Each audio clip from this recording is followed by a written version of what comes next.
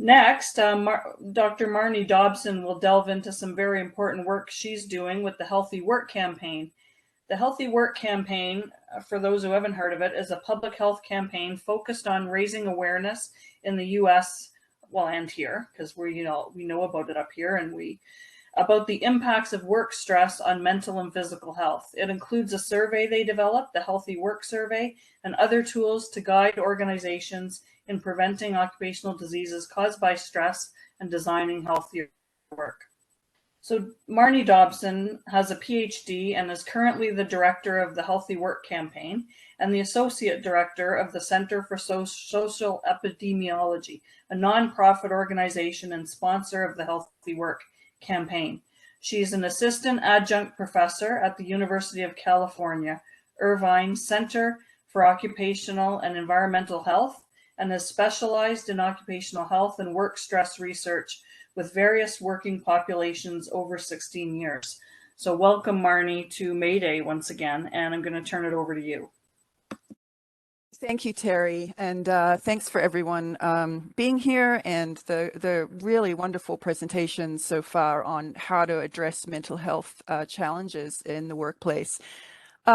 I am kind of turning things on their head a little bit, and I think it sort of pertains to one of the comments in earlier, where we think about not just the health of working people and the mental health of working people, but also the health of the workplace. And I'll talk a little bit more about what I mean by that. But it really is very similar to what Mandy and Deb were talking about in terms of creating psychologically safe workplaces. So I'm going to give you a little overview of what our main goal is. And I know many of you have been involved with OCAL's psychosocial stress and stress assess survey implementation, as well as the mental health and mental injury toolkit that has been made available. What we're really interested in, and I came from a research background, so I'm very interested in how social factors affect health, and that's why we have this mouthful of a center, the Center for Social Epidemiology. As you know, epidemiology is the study of illness. Social epidemiology is the study of the social causes of illness. So there's been a very well-known and ongoing research field, mainly in Europe, but also in the US and Canada. We have some great colleagues up there that have been looking at these models of stress, work-related stress, and how they impact on mental health, burnout, major depression, as well as physical health in terms of increasing risk of injuries and accidents in the workplace, as well as impacting on cardiovascular risk and higher blood pressure and cardiovascular disease. So we do know that work itself is a valuable and important part of a human being's life, and we do receive a lot of value and meaning from it. As Mandy was saying, work itself can be a healing experience when it's healthy and safe, because it gives people meaning, it gives people purpose. But as someone mentioned, work can also be a very toxic environment, unfortunately, with organizations that do see their workers as expendable, as replaceable, and are not committed to worker well-being and health. So, what we know about work stress, for example, in the US, we have an annual survey that has consistently shown about 1 out of 3 Americans say they feel tense or stressed out, often or always during the workday. We also know from studies that those working long hours are 2 to 3 times more likely to experience depression. And we also know that depression is the leading cause of disability worldwide. Colleagues in Australia have recently calculated the cost of work stress on mental disorders. They were able to show that job strain, for example, which is very high demand work coupled with low job control, is responsible for about 14% of common mental disorders and around 15% for depression. There's been a lot of other studies that have calculated the proportion of these diseases that are affected by work stress. There's a big report by the European Occupational Safety and Health Association that is very valuable. I have a picture of it up there, calculating the cost of work-related stress and psychosocial risks.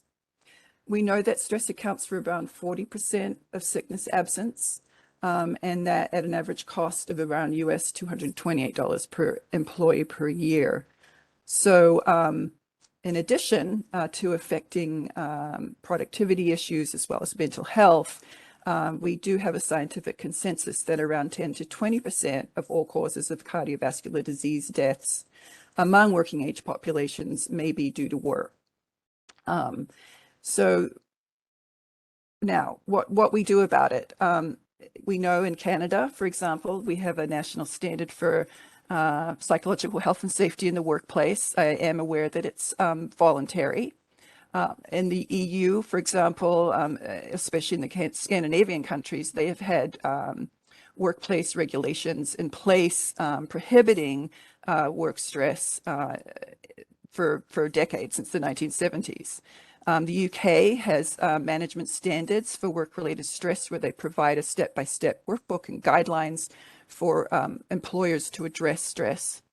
In Japan, they have developed a stress check program and a survey kind of environment where people can check in through these surveys, workplace surveys on stress.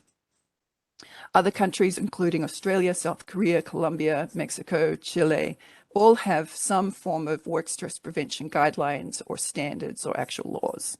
Unfortunately, in the US, currently, we do not have any guidelines or standards or laws regarding work stress prevention or psychological health and safety. Just to mention, we all probably know about the international standard that was approved in June last year. I know some folks on these calls in the past have been involved in the creation of the standard. It is a ISO 45003, and it is around including psychological health and safety at work and guidelines for managing psychosocial risks in occupational health and safety management systems. So it really is a guide for developing, implementing, and maintaining and improving healthy and safe workplaces. Unfortunately, in the US, our OSHA has already experiencing a lack of enforcement mechanisms, and it's really unlikely that this standard will move the needle in any way. So as people interested in occupational health and safety, in creating healthy and safe work environments that are free of psychosocial hazards as well as physical hazards. My colleagues and I are part of the Center for Social Epidemiology, and it's a nonprofit research foundation that was founded by my colleague Peter Schnall back in the 1980s to act as a clearinghouse of information on the effects of work stress on health. We decided to start this campaign to really focus on how to best translate this information and offer resources and tools to individuals, to companies and others to really think about how we can reduce work stress and therefore try to prevent illness and also create healthy environments for people recovering from mental health issues or domestic violence as well. So the Healthy Work campaign we launched in 2018. We have a website with a lot of resources available to deal with many aspects of what we consider healthy workplaces. We have a big team of folks that are working with us. As you can see, we have a Spanish language outreach team as well from Latin America that are working with us. And we also have a growing list of partners, including OCAL, who are also committed to thinking through issues of healthy work. So these are the main milestones. Through 2018, 2019, we embarked upon the development of a survey, validating it and getting expert feedback and field testing the survey. As you'll see in a moment, the survey was inspired a lot by Stress Assess and John Udike's work with OCal on creating this fantastic resource for people to use to really measure and find out the main issues, the work factors that might be impacting health and safety in the workplace.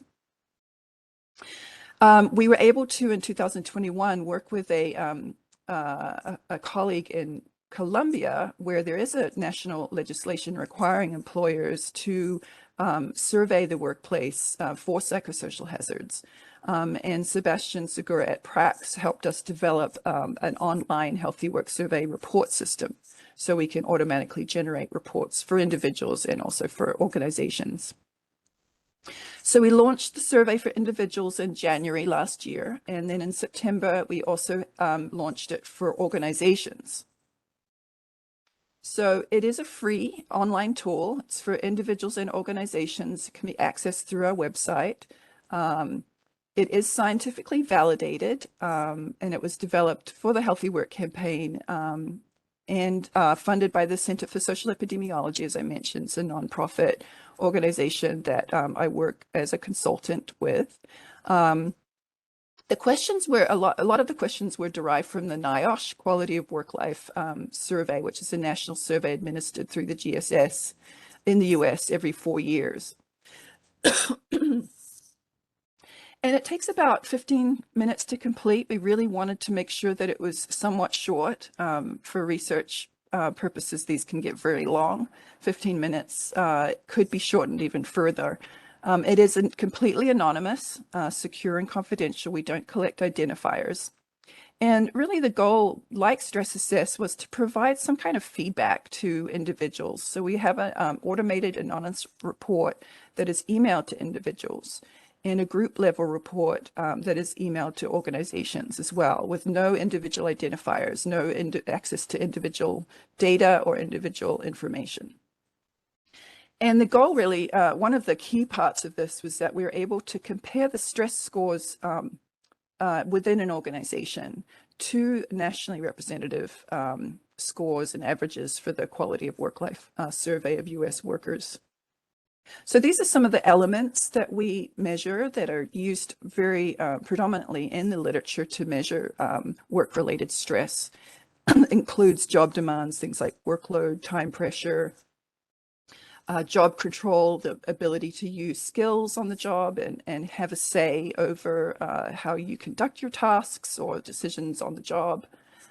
Support as well, it's a very important component of healthy work, getting support from supervisors and coworkers. Rewards, obviously, job security, fair earnings, promotion prospects are important parts of a healthy workplace. Excuse me. Work-family conflict. So the way in which demands of the job they interfere at home, or whether family interferes with the other, can be an indicator of the need for more policies around flexibility and around supervisor support for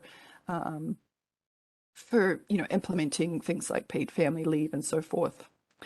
Safety climate and so on. We also measured other aspects of work, including precarity, the physical environment, and also self-reported health measures.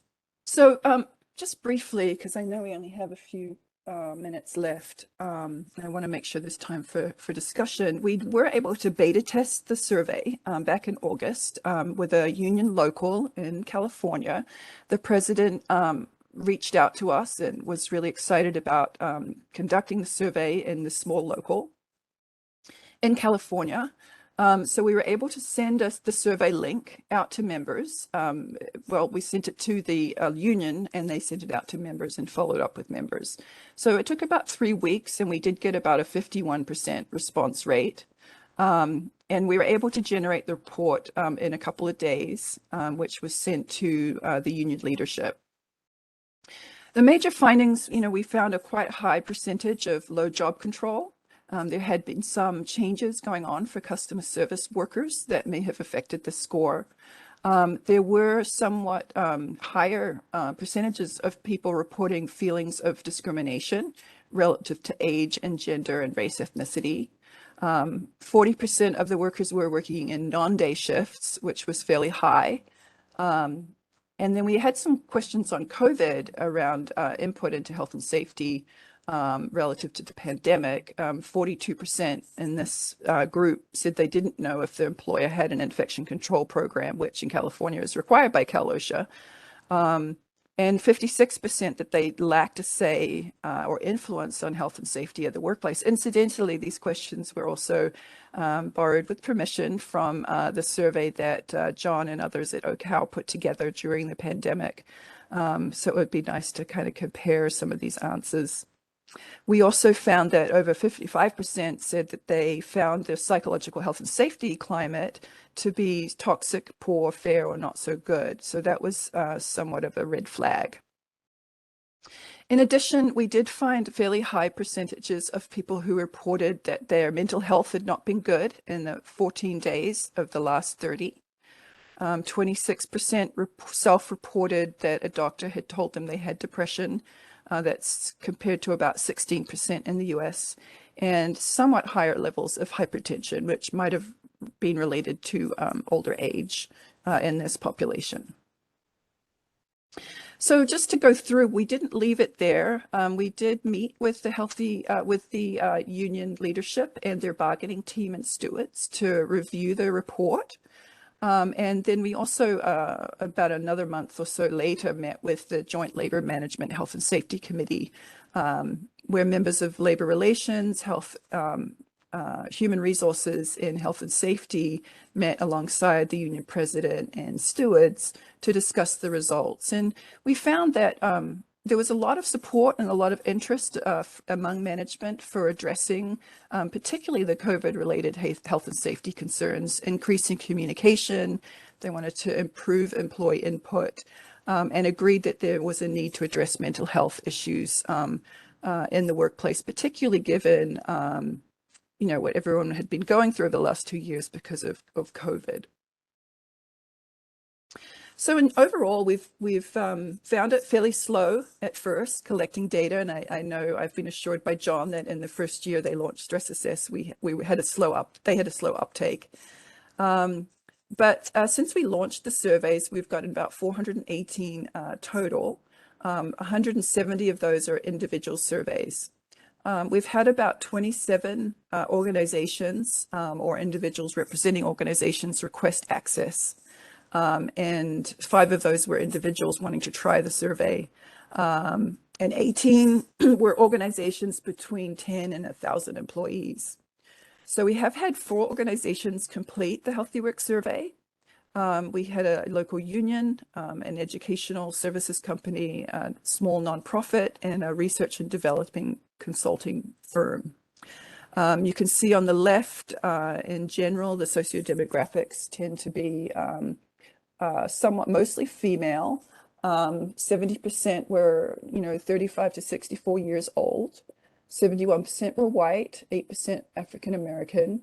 We had a fairly high level of education and income, which had to do with the organizations I think that were involved. Particularly, almost a third were from education backgrounds or education occupations, office and administrative support, and arts and entertainment. So I'm going to briefly go through this. This is the first page of the report that we provide to organizations. And I'm not going to go through all of it, but you can see here that the major work stressors that I mentioned, we measure and we provide a comparison to US averages. So they can tell instantly if their group average is higher than the US average. And we also have risk cut points where we can show an organization whether they fall into a high risk for these particular work stressors, an intermediate risk, or a low risk as a group. But on top of that, we realized that even if your group was at an intermediate or low risk, you might have a proportion of people that are at high risk. So we also showed the percentage of people in an organization that are at high risk in these areas compared to the US population. So you can see that there's a red flag when the average is higher than the US national average. and when the percentage at high risk is higher than the US percentage at high risk. So in this group, particularly those that have, we have a high risk as a group, as well as a high percentage of individuals at risk. Particularly in this group, we see it in job demands and workload, and also in low job control. We also ask about issues around justice in the workplace, experience of bullying, whether they experienced it personally or witnessed it. We had a somewhat higher percentage of people reporting that they experienced bullying in the workplace than the US population. We had about 2% of people reporting that they had experienced sexual harassment in the workplace in the last 12 months. And there was a somewhat higher percentage of people reporting feelings that they felt discriminated against due to gender, age, race, ethnicity, gender, age, race, ethnicity. Those are the ones that we can compare to the US national percentages from the Quality of Work Life Survey. So for organizations, this kind of acts as a red flag or a snapshot that these issues need to be addressed. We ask about physical hazards. In our group so far, we don't have a particularly a group that's exposed to a lot of physical work.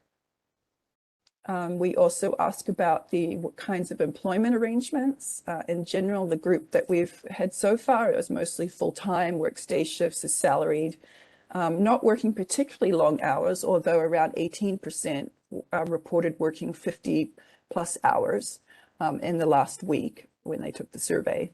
And about 22% reported that they were required to do mandatory overtime at times, which can be a risk factor as well for health issues. As well for precarity, we're very interested in knowing the proportion of people who have low wages. But we also found that in general, this group so far has been mostly regular permanent employees. There are about 7% who report low wages and 10% that report they're not paid overtime. 18% said that regular changes to work time arrangements occurred. And of those, about 40% that said that it was spontaneous, and 26 said it was the same day, a day before. And we know with this kind of irregular scheduling, it can be a major issue for people in organizing their non-work lives. These were the questions that we included about COVID. At this point, about 31% of the people in our sample so far still work at home. 32% said they didn't know about their employer had an infection control program. And 38% still were extremely concerned about bringing home the virus. And again, over 30% were concerned about not having much of a say over health and safety in the pandemic, or that they had some said they had a toxic, fair psychological health and safety climate. And then lastly, we do offer these questions on self-rated health, which are from the CDC Healthy Workday. So they're standardized questionnaires that can be compared to US percentages. You can see that overall, the group has a much higher percentage of people reporting mental health not being good for 14 plus days over the last 30. It was 24% compared to 9% in the US population. The question we used as a proxy for burnout was feeling used up at the end of the day often or very often. And you can see it was much higher in this group, 58%. Compared to around 39% in the US data. 38% said they often have trouble going to sleep or staying asleep. And almost 50% reported their work to be stressful often or very often. Now, this may have a lot to do with the pandemic. And we know that the data that we have from the US population is prior to the pandemic. So it would be interesting to add data on the next survey into this mix. Again, higher rates of depression, self-reported depression in this group compared to the US percentage, which is around 16%. Not too much impact on productivity. but we do ask questions on whether physical health or emotional health problems make it difficult all or most of the time. And there were about 10% that reported this, and 34% reported missing work days between 1 to 14 work days due to mental or physical health issues. So that's the overview of the organizational survey that we provide for free to organizations. And we don't leave it there. We really do believe it's important to offer resources about guiding organizations about what to do next, right? And we've heard this, and I think it's so important to offer this part. So we do have a 3-phase process that we encourage, and we provide consulting to organizations for free as well at this point. Obviously, the first step is to assess and find out what the problems are. And then the second phase is really reviewing and sharing the findings with all levels of the organization. And we really encourage and recommend that employees and their representatives be involved at this point. And then lastly, we talk about ways to, address these issues, and that can come from various resources that are available on our website and what we've gathered from other organizations. We have 2 tools pages. One is focused on employers with a 4-step plan, and also for unions to learn how to use these results to engage with membership, potentially offer them in collective bargaining. We also offer real-world examples of different groups that have been able to address work stress or improve work stress in the workplace, either through policies and practices that were improving things, or through collective bargaining in the case of unions, but also in terms of lobbying for laws and regulations as well. So we offer these as examples of what could be done in various industries and in various ways to address improving the workplace. So quickly in conclusion, our outreach efforts have been focused on labor unions. We have some large unions that have expressed interest. It's a very, slow process because of hierarchical leadership having to make multiple decisions going up the organizational ladder, but also because there's dispersed locals as well, and deciding which local to include is difficult for unions to sometimes. Also, we found pandemic fatigue a challenge.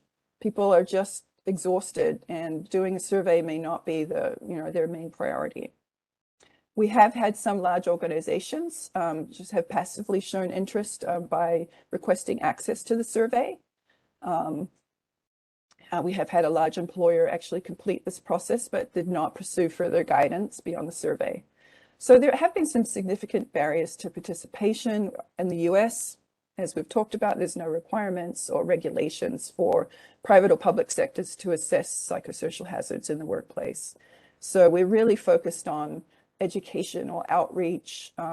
We do webinars and videos and podcast interviews around the importance of work-related stress and addressing these at the workplace in order to prevent mental health issues and or reduce the effects of work stress on mental and physical health. So that's it for now.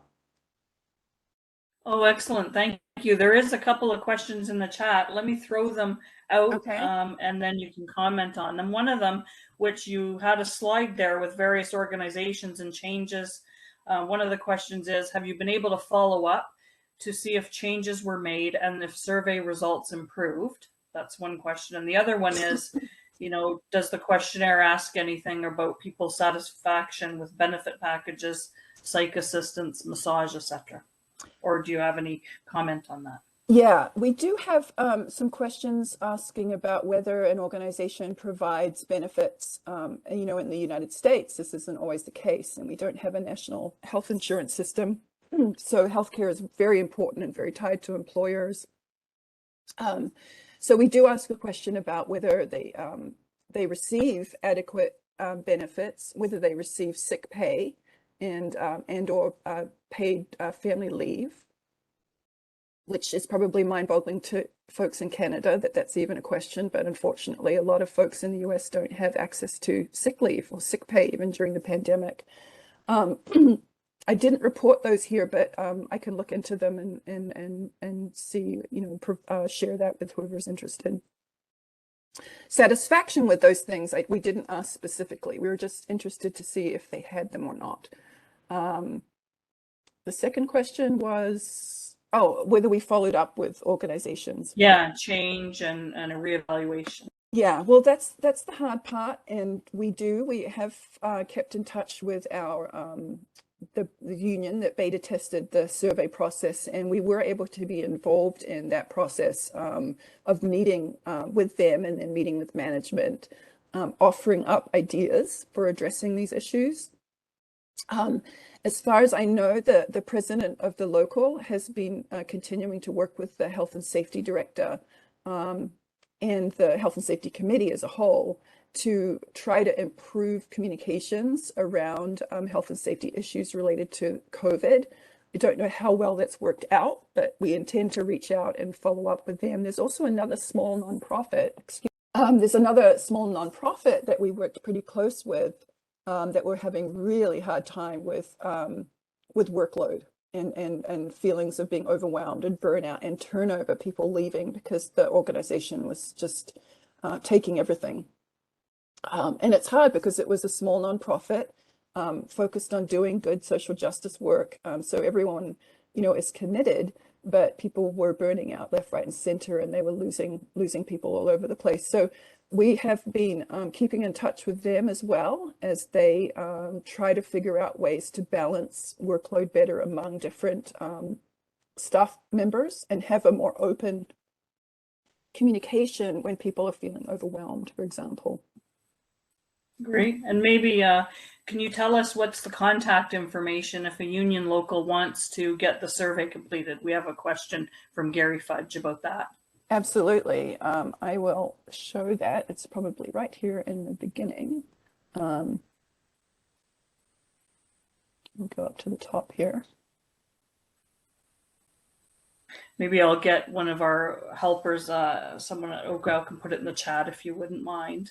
Yeah, that would be great because I can't for now. Since it's hard for you to talk and put it in the chat at the same time. It is. But if they contact, oh, I don't have it on here. That's terrible. It's contact@healthywork.org is the email address to reach me at, or any of us at, or they can, there it is on my title slide. Contact@healthywork.org, or my email address as well. Can reach out to me that way. Great, thanks so much. Does anybody else want to unmute and pop a quick question in before we end? Comment, thought? Okay, I don't see anybody have their hand up. Unmute.